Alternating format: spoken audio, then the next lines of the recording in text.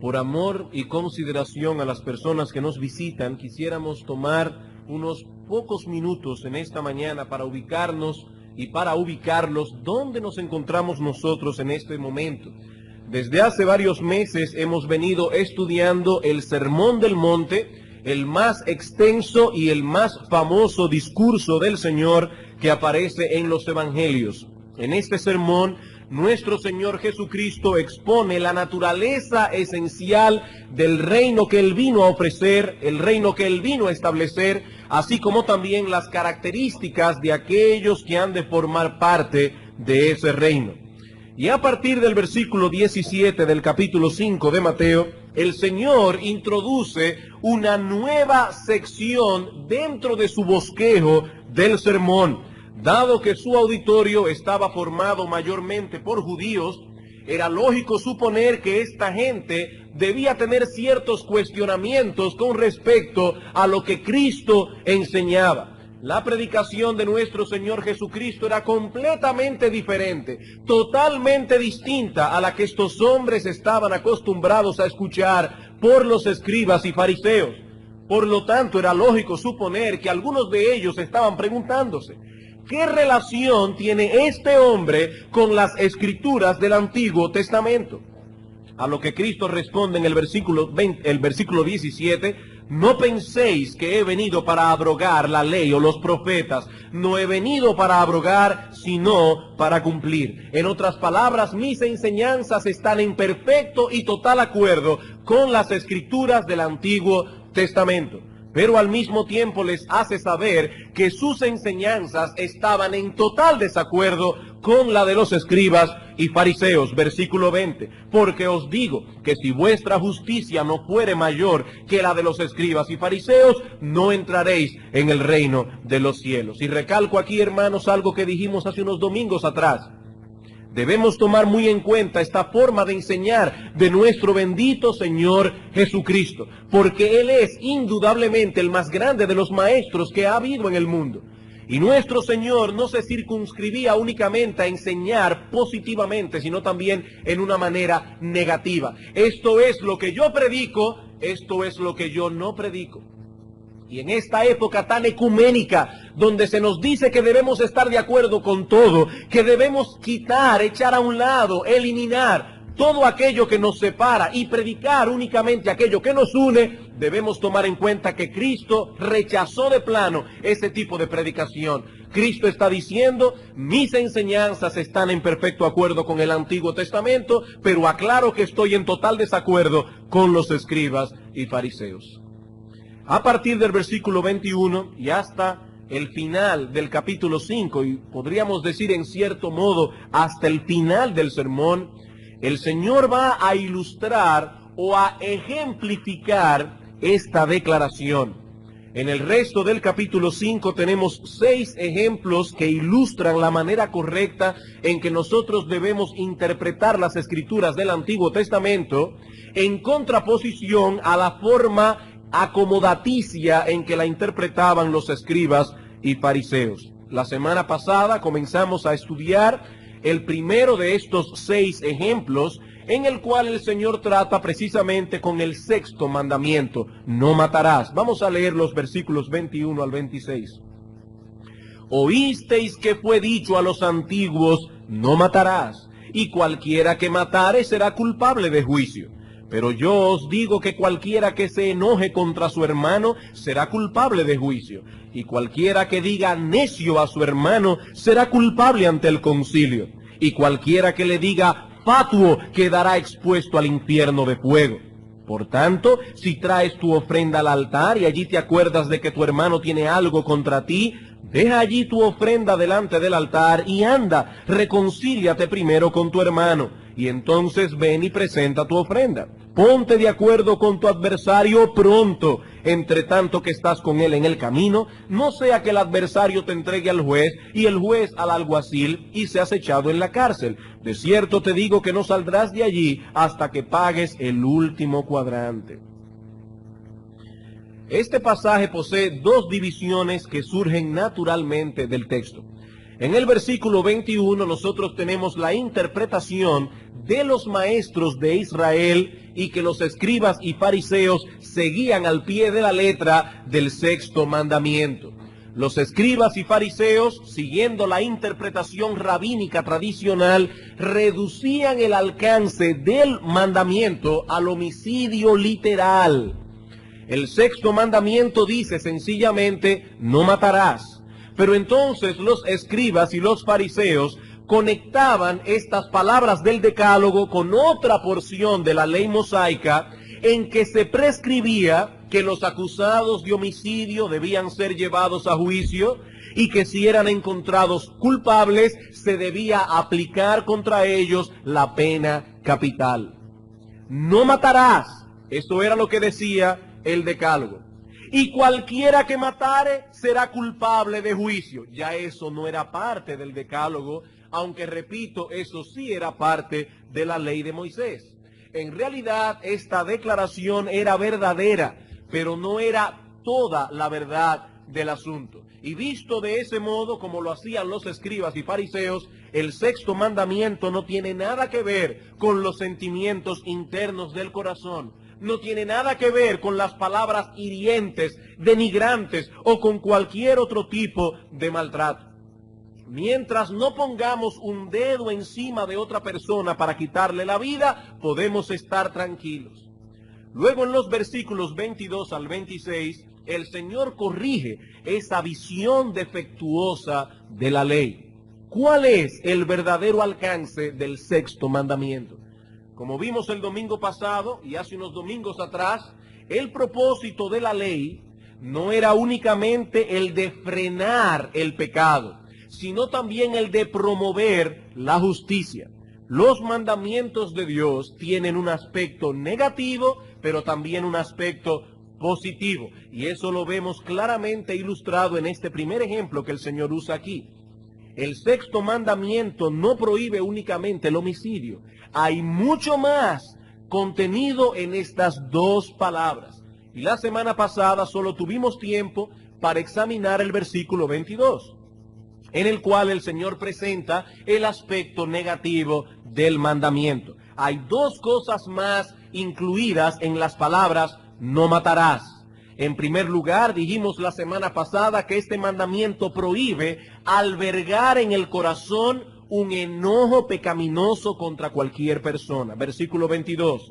Pero yo os digo que cualquiera que se enoje contra su hermano será culpable de juicio. Recuerden, hermanos, la ira como tal no está prohibida en las Sagradas Escrituras. La Biblia habla de que Dios tiene ira. La Biblia presenta a Cristo airado contra la dureza de corazón de los fariseos. El apóstol Pablo dice en Efesios 4, airaos, pero no pequéis. La ira en sí misma no es pecaminosa. Cuando nos airamos y nos enojamos al ver el producto y el efecto del pecado en el mundo, eso es natural y sería pecaminoso que no nos airáramos contra el pecado. Pero aquí se está prohibiendo claramente albergar sentimientos malignos en el corazón contra otra persona debido a problemas personales. Pero no solo eso, dijimos también en segundo lugar que este mandamiento incluye una prohibición a expresar ese enojo pecaminoso a través de palabras denigrantes y de palabras hirientes. Dice Cristo, cualquiera que le diga necio, la palabra aramea raca, cualquiera que le diga raca a su hermano, cabeza hueca, estúpido, imbécil, ya es culpable, dice Cristo, de homicidio. Y más aún, cualquiera que le diga fatuo, la palabra hebrea moré, que significa rebelde, apóstata, será culpable ante el concilio. ¿Está prohibido entonces decir o expresar la palabra necio? No, hermanos, Cristo pronunció esa palabra en Mateo 23, 19. El apóstol Pablo la pronunció en Gálatas capítulo 3. Oh Gálatas insensatos, ¿tan necios sois? Aquí se está prohibiendo el uso de ese tipo de vocablo como una expresión de ira, como una expresión de enojo pecaminoso. Cuando usamos esa palabra para denigrar a la otra persona, para aplastar al adversario. Poniendo todo esto junto, hermanos, lo que el Señor nos enseña aquí es que el sexto mandamiento prohíbe ciertamente el homicidio, pero prohíbe también albergar sentimientos malignos en el corazón hacia cualquier persona y más aún manifestar tales sentimientos de cualquier manera. De cualquier manera. Hermanos, no es necesario usar la palabra necio o la palabra estúpido contra una persona para denigrarla. Basta con decirle con un sentimiento de hastío: es que tú nunca entiendes cuando se te habla. Eso es exactamente lo mismo. Hermanos, ¿cuál es el pecado que está detrás de estas expresiones denigrantes? ¿Por qué eso es pecaminoso? El pecado que se esconde detrás de esas palabras es que son un atentado contra la imagen que Dios ha puesto de sí en el hombre.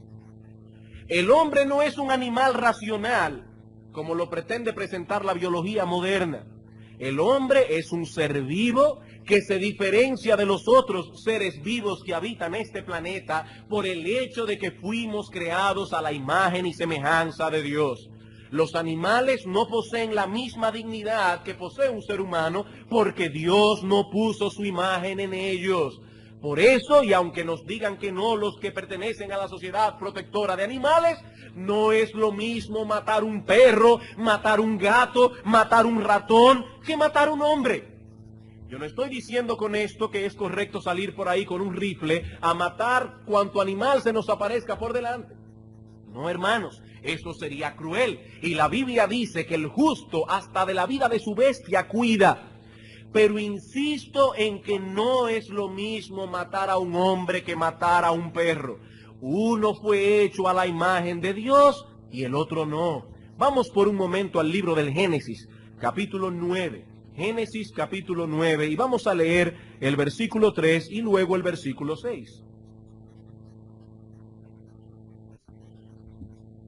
Noten, hermanos, la comparación que hace aquí Dios hablando a Noé y su familia.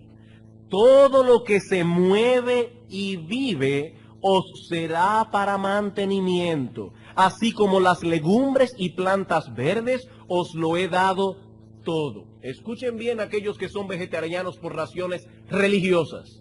Si usted es vegetariano por razón de salud, se lo respetamos. Pero si usted es vegetariano por una convicción religiosa, escuche lo que dice este texto. Todo lo que se mueve y vive, y yo nunca he visto un rábano caminando por ahí, está hablando de animales. Todo lo que se mueve y vive os será para mantenimiento. Y evidentemente, si Dios está permitiendo a sus hijos comer animales, está permitiendo matarlos. Pero noten ahora el versículo 6. Pero el que derramare sangre de hombre, por el hombre su sangre será derramada. En otras palabras, aquel que quite la vida a otro hombre debe ser muerto. Se le debe aplicar la pena capital, porque no es lo mismo matar un becerro para comerlo que matar a un hombre. Pero Señor, ¿por qué no es lo mismo? Sigan leyendo. Porque a imagen de Dios es hecho el hombre. He allí el problema. Cuando tratamos a un ser humano como se trata a un animal, cuando usamos palabras denigrantes contra él en un arrebato de ira, estamos atentando contra la imagen y semejanza de Dios que ese hombre lleva consigo. Hermanos, esto nada tiene que ver con el coeficiente intelectual de una persona. El que posee un coeficiente intelectual por debajo del promedio, posee la imagen de Dios en él, lo mismo que aquel otro brillante que posee un coeficiente intelectual por encima del promedio. Hermanos, Dios es ofendido cuando rebajamos a un ser humano al nivel de un animal. Santiago capítulo 3. Santiago capítulo 3. Y esto no solamente ocurre cuando le quitamos la vida, sino también cuando usamos palabras denigrantes. Dice en el versículo 7, hablando de la lengua, porque toda naturaleza de bestias y de aves y de serpientes y de seres del mar se doma y ha sido domada por la naturaleza humana. Pero ningún hombre puede domar la lengua, que es un mal que no puede ser refrenado, llena de veneno mortal. Con ella bendecimos al Dios y Padre, y con ella maldecimos a los hombres que están hechos a la semejanza de Dios. De una misma boca proceden bendición y maldición. Hermanos míos, esto no debe ser así. Esto no debe ser así. ¿Por qué? Porque el hombre fue hecho a la imagen de Dios. Es por tanto un hipócrita aquel que con su boca bendice a Dios y con ella misma denigra a los hombres. Es un hipócrita. Y Cristo en Mateo capítulo 5 le llama a eso homicidio. Homicidio. Hasta aquí el aspecto negativo del mandamiento y todo lo que pudimos ver la semana pasada. Pasemos a considerar ahora el aspecto positivo del mandamiento. El aspecto positivo del mandamiento. Como decíamos hace un momento, la ley no fue promulgada únicamente para frenar la maldad, sino también para promover la justicia. Pero este aspecto positivo de la ley estaba muy por encima del alcance de lo que los escribas y fariseos podían comprender. Estos hombres no eran capaces de percibir tales implicaciones en las palabras de la ley. Recuerden que el problema del fariseo es que él se enfrentaba al mandamiento, veía el mandamiento como demasiado alto para poder cumplirlo. Entonces, ¿qué hacía él? Iba delante de Dios, impotente, clamando por misericordia. ¡Oh Dios, soy pecador! No. El fariseo era demasiado orgulloso para hacer eso. Él prefería reducir el alcance del mandamiento para poder justificarse delante de los hombres.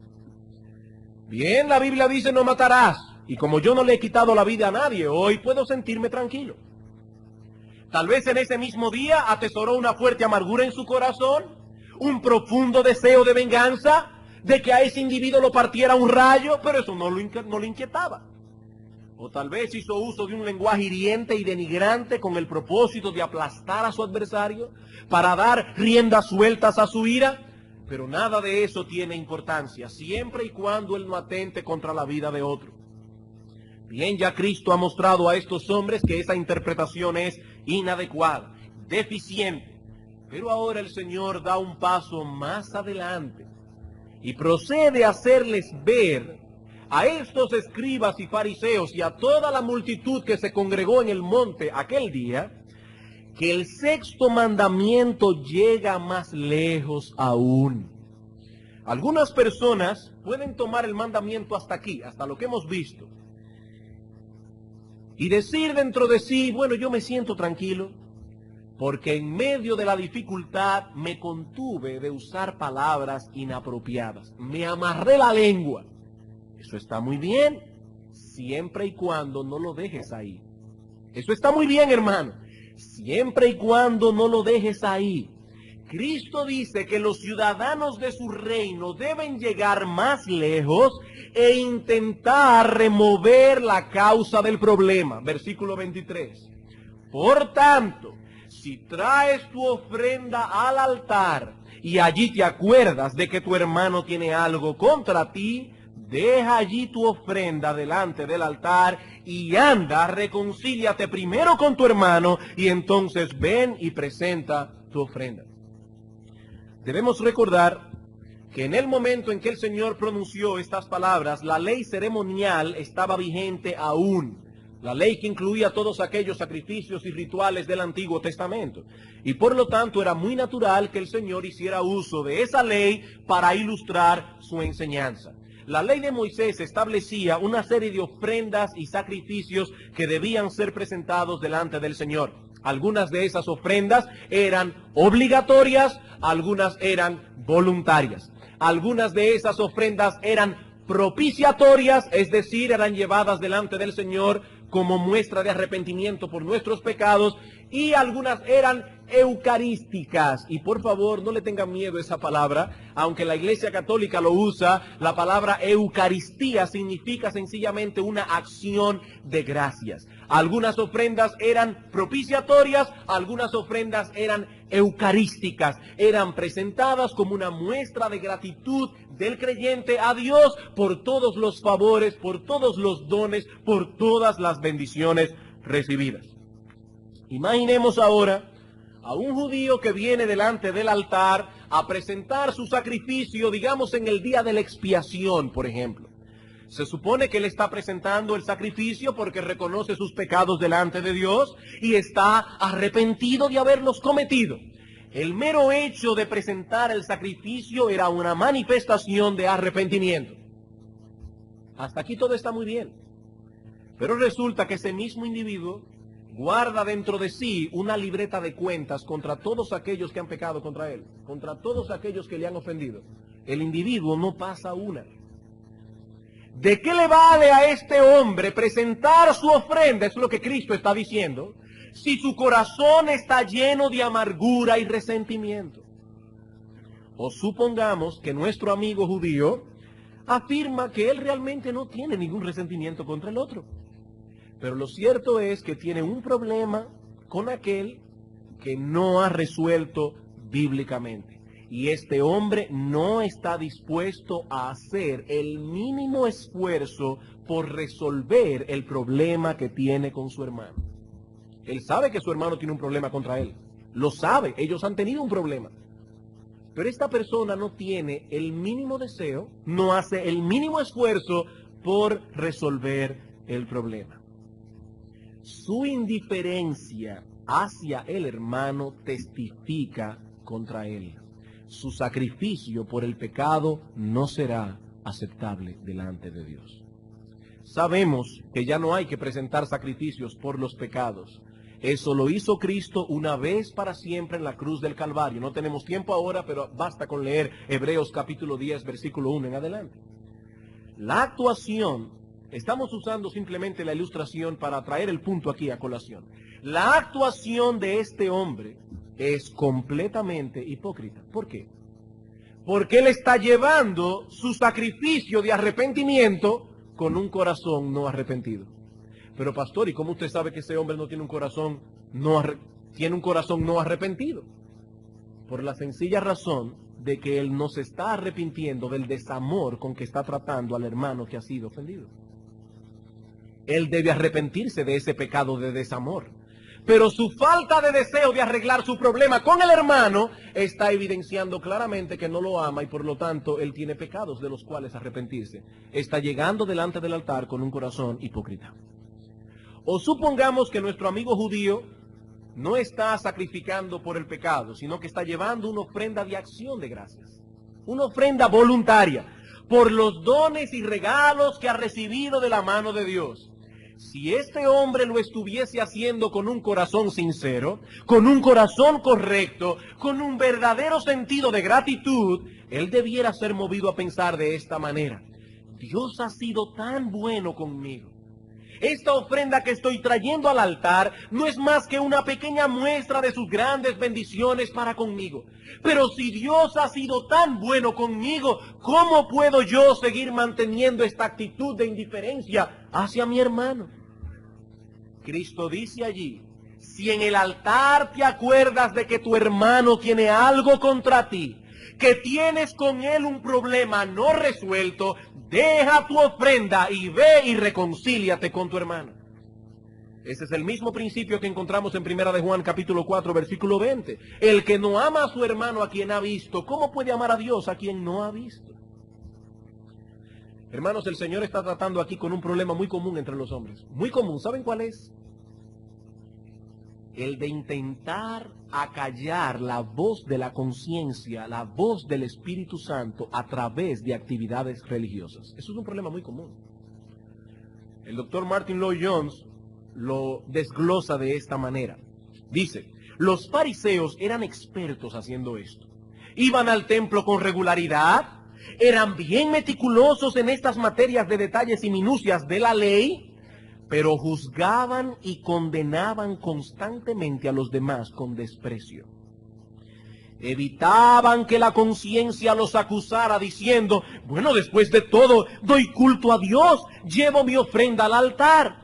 Todos conocemos algo de esta tendencia a no enfrentarnos directamente con la acusación que el Espíritu Santo hace que sintamos en el corazón. Esa tendencia a decirnos: bien, a fin de cuentas, hago esto y aquello, hago muchos sacrificios, ayudo en esto, dedico tiempo en esta actividad cristiana. Mientras tanto, no nos enfrentamos con la envidia que sentimos hacia otro cristiano o con algo de nuestra vida personal, privada. Compensamos una cosa con otra pensando que este bien compensa aquel mal.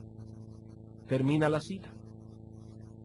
Es esa mentalidad farisaica la que Cristo está criticando aquí. Él está diciendo, sabes que te has airado contra tu hermano, sabes que le has ofendido, que tienes un problema con él. No intentes ahogar el asunto en medio de un sinfín de actividades religiosas. Ve y reconcíliate con tu hermano, de lo contrario estás violando el espíritu de la ley. ¿Y cuál es el espíritu de la ley? ¿Cuál es el espíritu que está detrás de este mandamiento? El mismo espíritu que está detrás de todos los otros mandamientos. En Mateo capítulo 22, los versículos 37 al 40, el Señor Jesucristo nos dice que toda la ley y los profetas se resumen en dos cosas. Amarás al Señor tu Dios con todo tu corazón y con toda tu alma y con toda tu mente. Amarás al prójimo como a ti mismo. De estos dos mandamientos, dice nuestro Señor, depende toda la ley y los profetas. Y ahora yo me pregunto, ¿estamos amando al prójimo? ¿Estamos amando al hermano cuando sabemos que tenemos un problema con él y simplemente actuamos como si tal persona no existiera? ¿Estamos amándolo? No, hermanos. No, hermanos. Si realmente amamos a esa persona con un amor bíblico y sacrificial, intentaremos remover la causa del conflicto. El amor no es únicamente ausencia de mal, sino más bien la presencia del bien. Valga la redundancia. ¿Pensaría usted que una madre ama a su hijo si esa madre es indiferente hacia ese hijo? Bueno, pastor, pero yo conozco madres que maltratan a sus hijos. Al menos esa mujer no le hace ningún mal. Sí, pero tampoco le está haciendo ningún bien. Y esa indiferencia es en sí misma un mal. Ella no está procurando activamente hacerle daño a su hijo, pero al tratarlo con indiferencia lo está dañando igual que si lo maltratara. Es la misma cosa.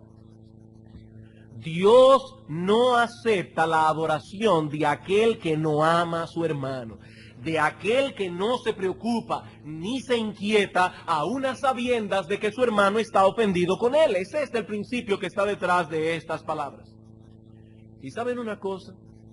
Si estos escribas y fariseos hubiesen leído el Antiguo Testamento con ojos menos legalistas, si hubiesen dado cuenta de que lo que Cristo está diciendo aquí no era nada nuevo. Yo me imagino cómo se sentían estos escribas y fariseos que se jactaban de conocer la ley de cabo a rabo cuando Cristo les decía, ¿y ustedes no han leído lo que dice la ley?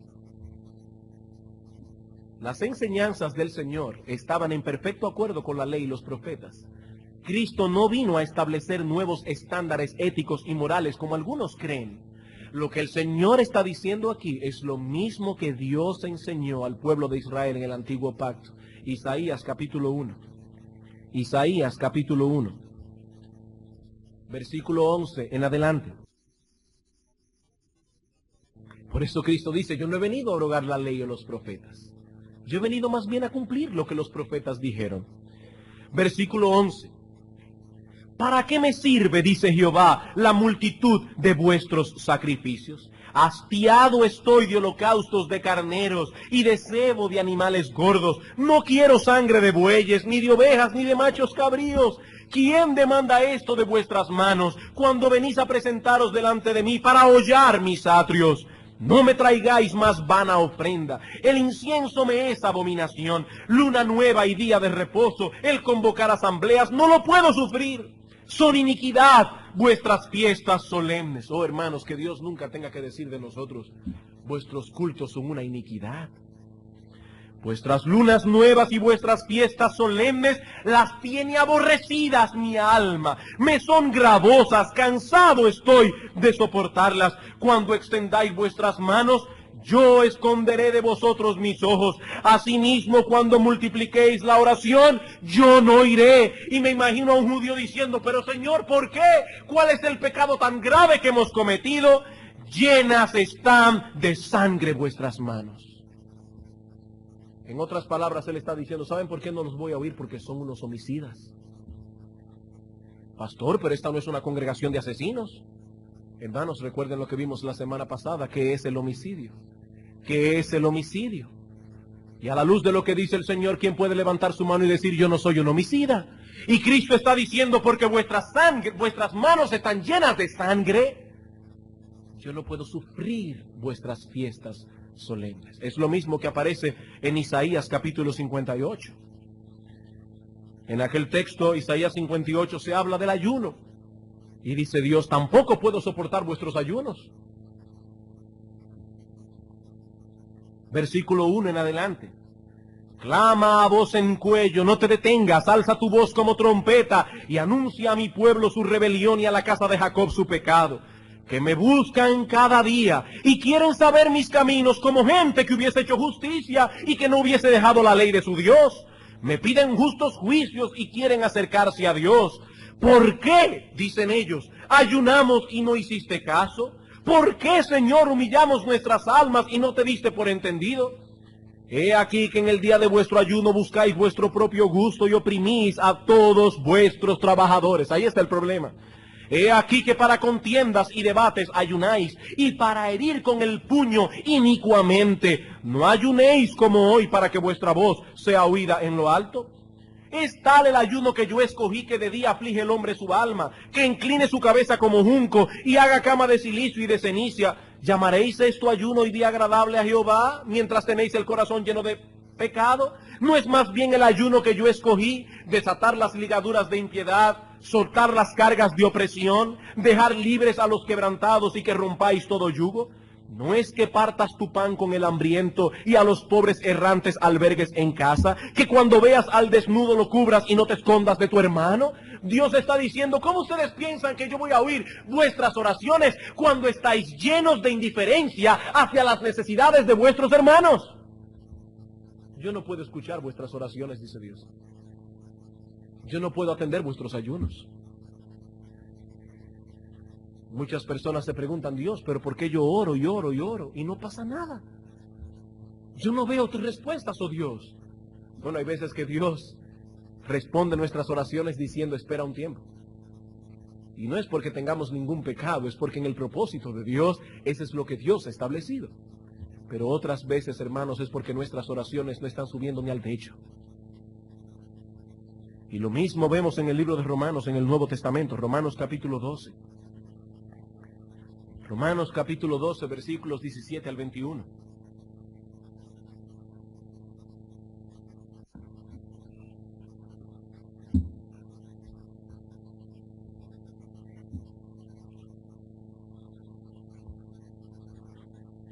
No paguéis a nadie mal por mal.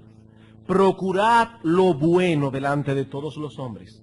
Si es posible, en cuanto dependa de vosotros, estad en paz con todos los hombres.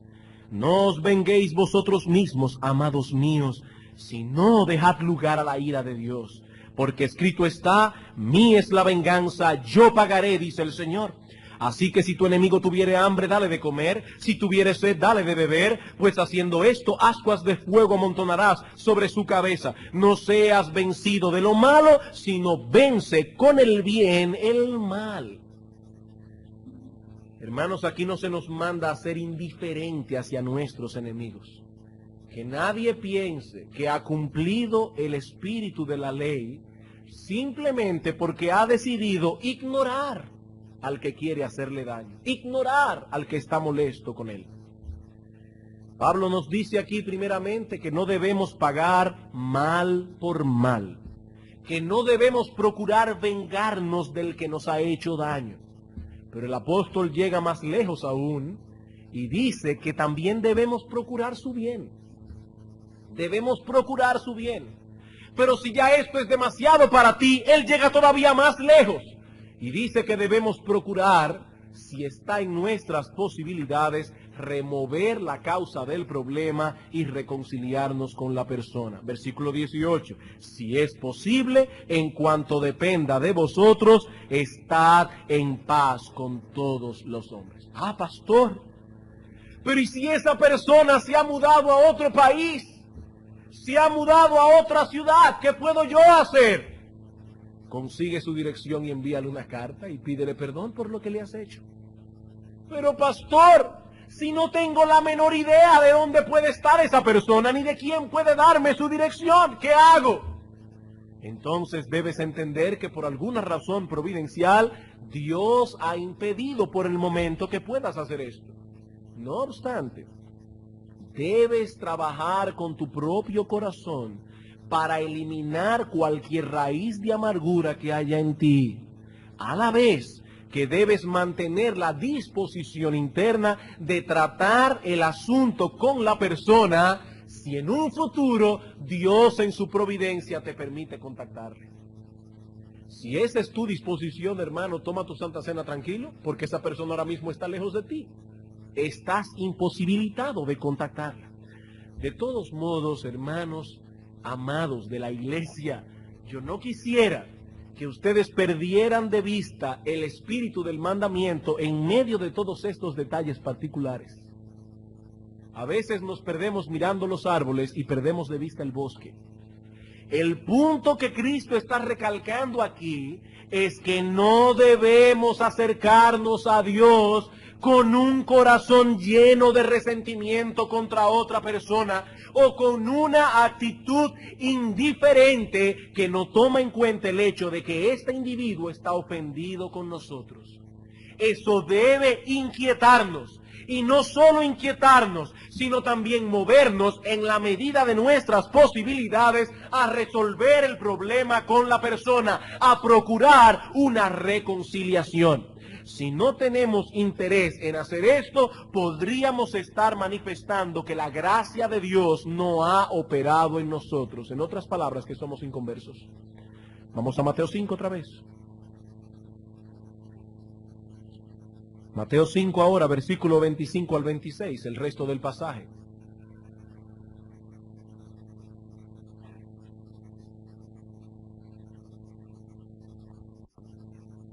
¿Qué dice el Señor? Ponte de acuerdo con tu adversario pronto, entre tanto que estás con él en el camino, cuando todavía estamos en nuestro peregrinaje hacia la Canaán celestial.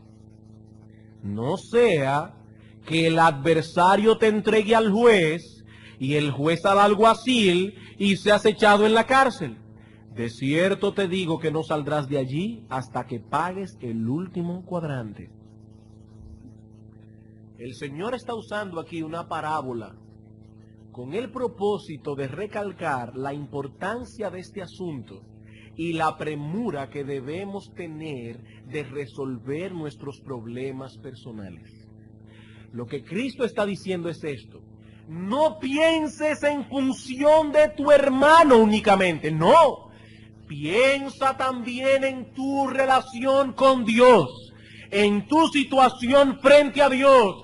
Él es el juez que ha de juzgarnos algún día, y sus leyes son absolutas. Absoluta.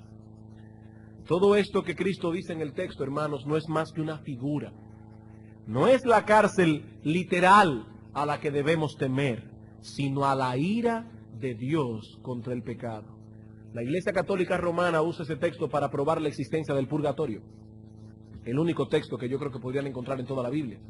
Ellos dicen, ahí se está hablando de una cárcel en la cual la persona va a salir cuando pague su último cuadrante. No, hermanos, no. Ese texto no está hablando de ningún purgatorio. La palabra purgatorio no aparece en todas las escrituras. No es de eso que el texto está hablando.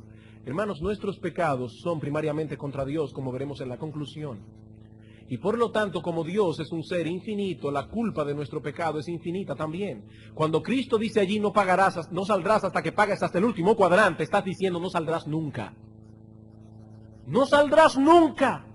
Eso es lo mismo que enseña Cristo en la parábola de los dos deudores en Mateo 18. En Mateo 18 Cristo habla de dos personas, una que le debía a un rey millones de dólares, por ponerlo en un lenguaje contemporáneo, y el rey le perdonó toda la deuda porque el individuo fue y le dijo, yo no puedo pagarte, perdóname. El rey tuvo misericordia de él, lo perdonó. El individuo sale de la casa del rey y se encuentra con alguien que le debe 17 pesos. Y comienza y lo agarra por el cuello y le dice, págame lo que me debes. Y el hombre le dice, yo no tengo los 17 pesos para pagarte, perdóname la deuda. Pero este perverso le dice que no y lo mete en la cárcel. Dice la escritura que algunos siervos fueron al rey y le dijeron, ¿tú supiste lo que hizo el siervo aquel al que tú le perdonaste toda tu deuda? Que él no quiso perdonar una pequeñita deuda que un hermano tenía contra él. Y dice ahora en el versículo 33 del capítulo 18, o versículo 32, entonces llamándole su señor le dijo, siervo malvado, toda aquella deuda te perdoné porque me rogaste. ¿No debías tú también tener misericordia de tu consiervo como yo tuve misericordia de ti? Entonces su señor, enojado, le entregó a los verdugos hasta que pagase todo lo que le debía. ¿Ven la misma fraseología? Así también mi Padre Celestial hará con vosotros si no perdonáis de todo corazón cada uno a su hermano su ofensa. ¿Ven la similitud, hermanos, entre ambos textos? Alguien puede preguntar, pero pastor, la salvación es por gracia. Eso no depende de mis obras, no depende de que yo perdone al otro, eso depende de la gracia de Dios. A lo que decimos, sí, eso es verdad. Totalmente cierto, dice en Efesios capítulo 2, por gracia sois salvos por medio de la fe. Esto no de vosotros, es un regalo de Dios. No por obras, dice el apóstol Pablo, para que nadie se gloríe. Pero la idea que está detrás de estos pasajes es que donde la gracia de Dios ha obrado, también debe manifestarse, mostrarse a través de una preocupación sincera por mantener una buena relación con mis semejantes, siempre y cuando esto sea posible. Siempre y cuando esto sea posible. Como bien señala el comentarista del siglo pasado, John Brown, la única base de esperanza de que nuestras personas o nuestros servicios serán aceptados por Dios es la libre gracia de Dios. Pero es una prueba clara de que esa gracia no ha sido creída por mí y por lo tanto de que no poseo ninguna base para mi esperanza si esta supuesta gracia no influencia mi comportamiento hacia los demás. El hombre que voluntariamente injuria a su hermano y persiste en esa injuria voluntaria, está dando muestras inequívocas de que el amor de Dios no ha sido derramado en su corazón y por lo tanto ese hombre no puede ser un adorador aceptable hasta que él mismo no haya obtenido misericordia por medio de la fe en la verdad. Hermanos, como ustedes pueden ver, este asunto es de suprema importancia ante los ojos de Dios. Hay personas que se ufanan de tener una relación con Dios muy especial y única. Ah, si tú me vieras a mí cuando yo estoy orando. Yo siento a Dios frente a mí. Hasta lloro y me paso horas de rodillas orando. Pero son esas mismas personas que tienen problemas con todo el mundo, porque son ásperos en su forma de ser, porque son desconsiderados, porque son egoístas, porque no tienen una gota de misericordia, porque no tienen una gota de gentileza al tratar con los demás. Y si alguien les hace algo, difícilmente perdonan, difícilmente hacen el esfuerzo de buscar una reconciliación y ni hablar de aceptar que ellos podrían ser culpables. Tales personas se engañan a sí mismas si creen que tienen una relación real con Dios. Eso no es verdad. Eso no es verdad. El que no ama a su hermano a quien ha visto, ¿cómo puede decir que ama a Dios a quien no ha visto? Eso es lo que dice Juan. Sabemos que no podremos evitar completamente ofender a los demás. Tal vez alguno ya está ofendido conmigo aquí. No podemos evitar ofender a todo el mundo. Aun cuando nos comportemos en una forma correcta. Nuestro Señor Jesucristo ofendió algunas veces a aquellos que lo escuchaban. En Juan capítulo 6, versículo 60 se nos dice que muchos de sus oyentes reaccionaron ofendidos al oír el discurso del pan de vida. Y dijeron, dura es esta palabra, ¿quién las puede oír? Y Cristo les respondió, ¿esto os ofende? Ellos estaban ofendidos con Cristo. Hermanos, muchas veces tendremos que enfrentar ofensas injustas de personas que se molestan con nosotros porque los hemos amonestado bíblicamente por un pecado que han cometido. O inconversos que se molestan simplemente porque les hemos predicado el Evangelio. Nos examinamos a nosotros mismos, llegamos a la conclusión de que cuando amonestamos al hermano no usamos ninguna palabra hiriente, ninguna palabra descompuesta. O de que no nos faltó gentileza al predicar el Evangelio y aún así el inconverso se molestó, se sintió ofendido, simplemente porque le dijimos que sus buenas obras no son suficientes para llegar al cielo. Y se ofendió. Hermanos, eso es inevitable. Eso es inevitable. Dicen que cuando los predicadores de Wesley llegaban al cuartel que ellos tenían allí en Inglaterra, luego de haber predicado la palabra, Wesley le preguntaba, ¿se convirtió alguien? No. ¿Les tiraron piedras? No. Entonces predicaron sin poder. Este hombre tenía el concepto de que el Evangelio o salva o molesta. No, hermanos, muchas veces vamos a molestar simplemente por predicar el Evangelio y eso es inevitable.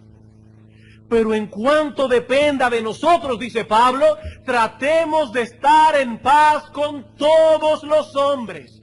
Si un hermano de la iglesia se ha ofendido porque hemos ido gentilmente y le hemos amonestado, sí con firmeza, pero gentilmente, no dejes el caso allí. Sigue los pasos de Mateo 18. Ve con alguien imparcial que juzgue entre tú y él, pero no dejes el caso inconcluso. Ese es el espíritu que está detrás del sexto mandamiento. No se trata simplemente de no hacerle daño al otro. Lo que Dios desea es que amemos al otro. Y el amor es algo más que la ausencia del mal. Es procurar activamente el bien del objeto amado a una costa de sacrificio personal. Ese es el espíritu que está detrás del sexto mandamiento. Bien, hermanos,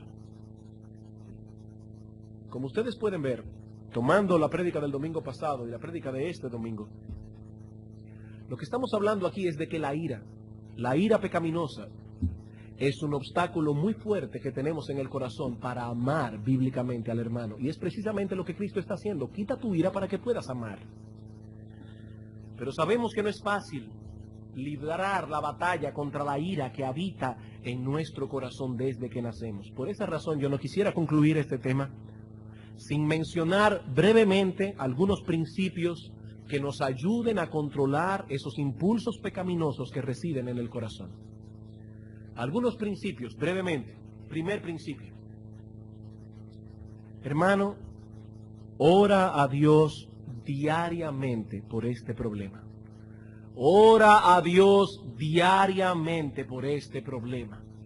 No solo tenemos que luchar con la tendencia del pecado que mora en nosotros, sino también con nuestra idiosincrasia latina, con esa sangre caribe que hay en nuestras venas.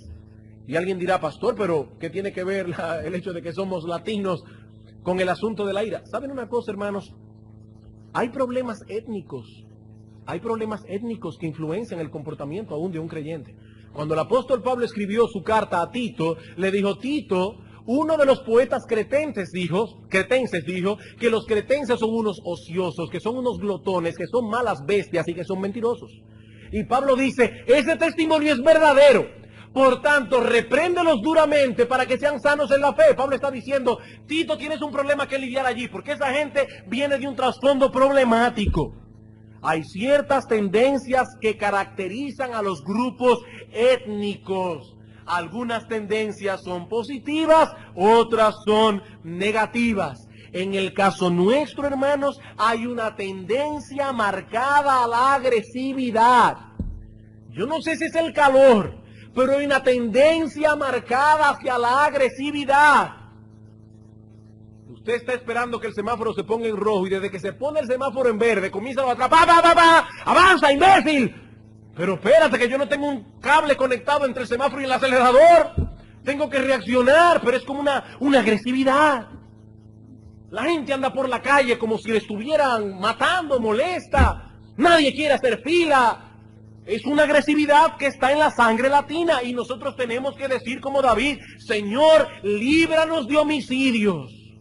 David le oró al Señor en el Salmo 51, líbrame de homicidios, oh Dios. Nosotros tenemos que orar diariamente, Señor, aplaca el pecado que mora en mi corazón y este indio que tengo por dentro. Dios tiene que aplacarlo con su Santo Espíritu. Tenemos un problema, hermanos. Somos dados a la agresividad y lo vemos aún en la forma en que nuestros niños se tratan en el colegio unos con otros. Son brutos. Hablando no de inteligencia, sino de la forma de actuar. Se tratan con brutalidad unos a otros y nosotros tenemos que tomar a nuestros niños y ayudarlos a vencer esa hostilidad que habita en sus corazones. Ora a Dios, hermano, diariamente por este problema. Diariamente. Y si tú sabes que en tu caso la ira es algo muy fuerte, más razón tienes tú para orar todo el tiempo. Señor, líbrame de homicidios. En segundo lugar, procura ser amable y gentil todo el tiempo. Eso debe hacerlo todo el mundo, pero más en el caso de alguien que tiene esa corrupción revolteada. Procura ser amable y gentil todo el tiempo. ¿Para qué? Para que a la hora de enfrentar problemas con otros, hayas formado hábitos de santidad que te ayuden a tratarlo con mansedumbre. Muchas veces nosotros nos sorprendemos cuando leemos la historia de Job. Cuando vino sobre Job todo ese mal, y dice la Escritura que Job se postró delante de Dios y adoró, y dijo Jehová Dios, Jehová quitó, sea el nombre de Jehová bendito, y decimos, wow, cómo me gustaría a mí poder reaccionar como reaccionó Job. Sí, pero para poder reaccionar como Job reaccionó en medio de la aflicción, hay que vivir como él vivió cuando no tenía aflicciones. Dice en el capítulo 1 que Job adoraba a Dios todos los días de su vida. Job formó un hábito de santidad. El hábito de dar gracias a Dios por todo. El hábito de llevar toda cosa delante de Dios en oración. Cuando le vino lo que le vino, él reaccionó de acuerdo a ese hábito de santidad. Hermanos, ¿qué dice Filipenses 4:5? Vuestra gentileza sea conocida por todos los hombres. Hermano, ¿alguna vez has pensado que si tú no eres gentil, estás pecando contra Dios? Simplemente cuando llegas a un sitio y no dices, buenos días, gracias, por favor. Esa es otra cosa que tenemos que trabajar con nuestros hijos, hermanos. Esa es otra cosa que tenemos que trabajar con nuestros hijos. A veces llegamos a los lugares, el niño está ahí con la cabeza para abajo. Fulanito, saluda al pastor. Hermanos, ¿saben qué es eso? Eso es egoísmo. Eso es egoísmo y ese egoísmo debe ser castigado. Ese egoísmo debe ser castigado. Hay niños que uno llega a un sitio y parece que llegó una vaca. No se mueven para nada. Hermanos, nosotros tenemos que educar a nuestros hijos a ser gentiles. Nosotros debemos ser gentiles. Aún en el trato con nuestros hijos. Gracias, mi amor. Buenos días. ¿Cómo dormiste anoche? Hermanos, si nosotros nos acostumbramos a ser gentiles con los demás, cuando no hay ningún problema y formamos ese hábito de santidad, va a ser más fácil. No que va a ser totalmente fácil, pero va a ser más fácil tratar con gentileza y mansedumbre cuando haya un problema. Tercero, piensa antes de hablar. Piensa antes de hablar. El que se apresura con sus pies peca, dice la Escritura. El que se apresura con sus labios también. Dice el profeta Amós que cuando el prudente se encuentra en medio de un tiempo malo, calla. Hermano, cuando tú estás en medio de un conflicto con otra gente, piensa antes de hablar, para que no hables con ironías, para que no eches más leñas al fuego. Cuarto, procura tener una visión correcta del pecado de tu ofensor. Procura tener en medio del conflicto una visión correcta del pecado de tu ofensor. ¿Qué significa eso, pastor? Que consideres en ese momento que el pecado primario de ese individuo no es que te ha ofendido a ti, es que ha ofendido a Dios. Es como David cuando llega en el Salmo 51 diciendo, Señor, contra ti he pecado, he hecho lo malo delante de tus ojos. ¿Saben por qué nos airamos? ¿Por qué albergamos en el corazón sentimientos malignos contra otros? Porque en el fondo creemos que somos la gran pieza. Me ha ofendido a mí. ¿Y quién eres tú? Un miserable gusano que si Dios no hubiese rescatado a tiempo, hubieses caído en las más profundas profundidades del infierno. ¿Quién eres tú, hermano? Ese no es el problema. El problema es que esta persona ha ofendido a Dios. Y cuando nosotros vemos el pecado de los demás bajo esa perspectiva, en vez de airarnos contra él, nos airamos contra el pecado y tratamos de reconciliar al hermano con el Dios al que él ha ofendido. Contra ti solo he pecado, dice David. Y finalmente, resuelve el problema lo más pronto posible. Resuelve el problema lo más pronto posible. Algunas personas dicen, el tiempo lo cubre todo. Hermanos, eso no es bíblico. Cristo dice, ponte de acuerdo con tu adversario pronto. Y en Efesios 4:26 dice el apóstol Pablo, airaos, pero no pequéis, no dejes que siquiera se ponga el sol sobre tu enojo. Resuelve tu problema rápido. Porque hay muchos matrimonios que se llevan tan mal a lo largo de tantos años. ¿Saben por qué? Porque se han estado generando problemas entre ellos que nunca han sido resueltos correctamente.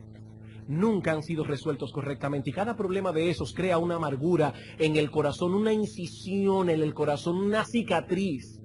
Andando el tiempo, usted olvida cuál fue el problema que causó el conflicto, pero no olvida la amargura que hay en su corazón contra esta persona. Tal vez usted no puede al cabo de los años reconstruir la escena que sucedió hace 15 años atrás, después 20 años atrás, después 10 años atrás. Usted no tiene una libreta de cuentas, tal vez no tiene ni siquiera buena memoria. Pero la cicatriz está allí. La cicatriz está allí. Y un mal día, el esposo llega de la calle y le hace una cosita así a la mujer. Y ella explota como un montante.